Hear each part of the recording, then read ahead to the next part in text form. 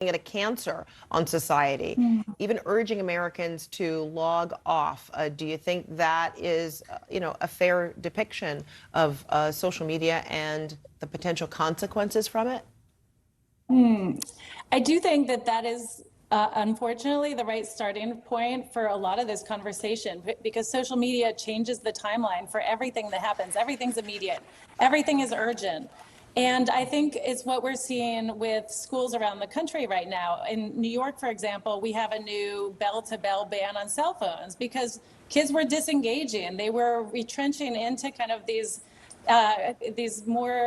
silos that can lead people down some dark roads. So I really appreciate the point of the Utah governor, and I think it speaks to something that's happening more generally, which is a little bit of a boomerang of the sense that social media has some upside, but it also has a darker side. And of course, we're still, at least what we're learning about the investigation, that it's still in the early stages, and some is being gleaned and extrapolated, and then there's still a lot of mystery about what transpired here and the use of social media, etc.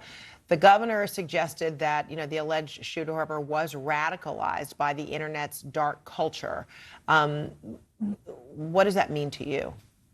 How do you define that?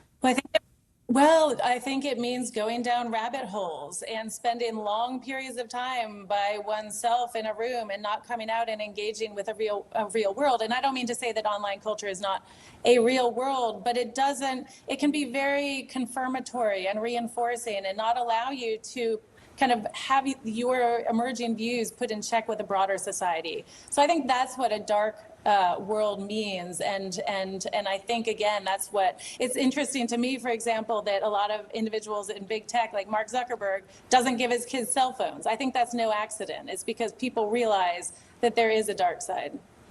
You had just described, social media, as a place where there's urgency. People are communicating right away, and we know, especially as a result or following the assassination, people were on social media. They're dialoguing, they're, assessing, they were viewing, and then we're also learning in a matter of days.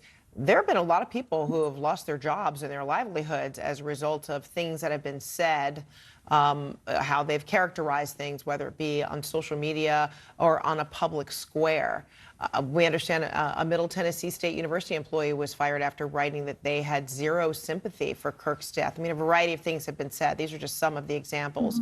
DC Comics apparently also canceled the just-released Red Hood comic book series after its author allegedly wrote on social media after news of Kirk's death. I'm quoting now, "Hope the bullet's okay." So, these are just some of the examples, but what are people to do with, is it, these venues, or trying to understand all that's taking place and people feeling that they've got to say something?